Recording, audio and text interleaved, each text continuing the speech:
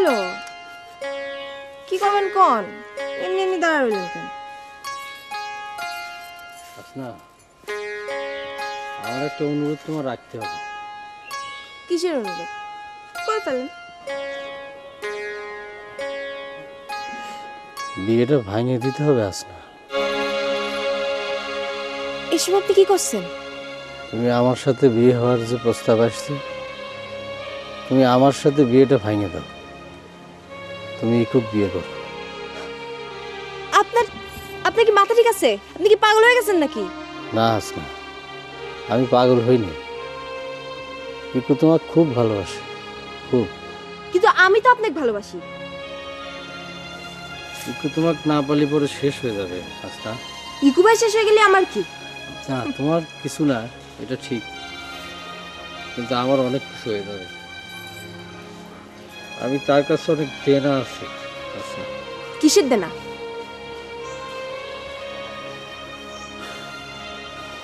আমার যখন বুঝ হয়, আমি যখন বোঝার ক্ষমতা হয়, তখন আমার মা খুব কঠিন অসুখে পড়েছিল।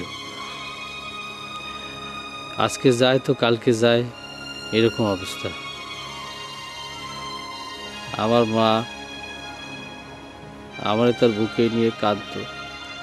তখন চাষি এসে মারে কইতো যে আপনার ছেলের জন্য চিন্তা করবেন না, আর যদি না সারেন তাহলে পরে আপনি চিন্তা করবেন যে আপনার এই সাকুর কোনো ক্ষতি হবে না আমরা বাইচে থাকতে। আমি মায়ের বুকে মাথা রাখতাম, আর মা জোরে জোরে নিঃশ্বাস নিত আর আবার আদর করত, আর আমি লুকিয়ে লুকিয়ে কাঁদতাম। আশ্চর্যের বিষয় কি জানো, কেউ আমার এই কান্না টের পেত না, কিন্তু ইকু কিন্তু ঠিকই টের পেত। ও আমাকে জড়িয়ে ধরে কত, তুই কাঁদতেছিস কি জন্য? আমার মা তো তোর মাই, তারপরও আমি কাঁদতাম। ও আমার একদিন বলে যে আমার মাকে তোরে দিয়ে দেবেন, তাও কাঁদিস না। হঠাৎ একদিন ভোর দুপুরে মার নিঃশ্বাস হতেছিল না, চাচা চাচি এসে বলল মার বাইছে নেই। আমার কি হলো না হলো আমি কিছু বুঝতে পারলাম না।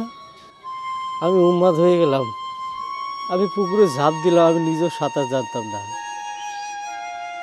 আমি উন্মাদ ছিলাম, কেউ টের পায়নি আমি কি করতেছিলাম, ইকু কিন্তু ঠিকই টের পেল। ও পুকুরের মধ্যে ঝাঁপ দিল, হাবুডুবু খাইতে খাইতে আমার টাইনে তুললো। কিন্তু যখন টাইনে তুললো তখন ওকে নিয়ে সবার টানা আসতে শুরু হয়ে গেছে। ও বাঁচবে কিনা কেউ করতে পারলো না। হঠাৎ যখন ওর জ্ঞান ফিরল, উঠে করছে সাক্ষু করলে সাক্ষু করলে। আর তুমি কও ও আমার চোখের সামনে শেষ হয়ে যাবে, আমি এটা কিরাম করে বাইরে নেব? আমি তোমার অনুরোধ করতেছি আসনা, তুমি আমার প্রস্তাবটা বাইরে দাও।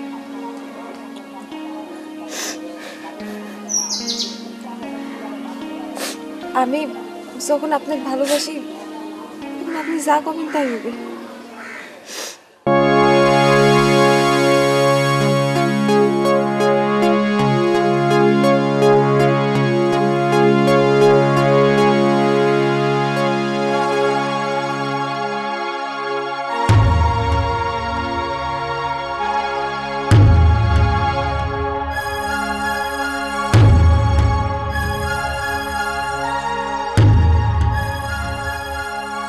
কি করতেছিস?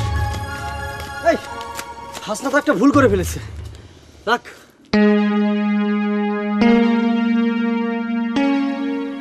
আমি নামখান ভুল করে ফেলেছিলাম।